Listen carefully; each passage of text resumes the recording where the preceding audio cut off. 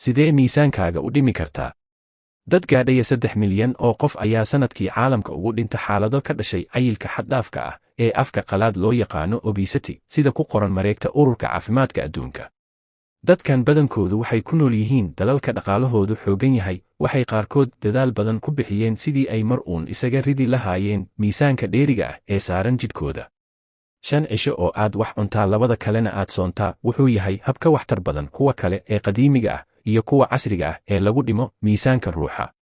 Si loo helo natiijo wax ku ool ah, baadhayaashu waxay ka qaybgeliyeen daraasadda 300 oo qof oo aad u buuran, kuwaasi oo qaybtood la mariyey habka kale ee isku dheelitirka cuntada ee lagu dhimo cayilka, halka kuwa kalena cuntada laga joojiyey muddo 2 cisho ah. Waxaa la kormeerayey ilaa muddo. Waxaa la ogaaday in kooxdii la soomiyey ay lumiyeen miisaan badan marka loo eego kooxdii la isku dheelitiray cuntadooda. Waad ku mahadsan tahay daawade, waxaana tahay qof muhiim noo ah. Halkan kala soco buugata daraasadaha maqaalada iyo qormooyinka muhiimka ah oo dhegaysi ah ama naqal ah.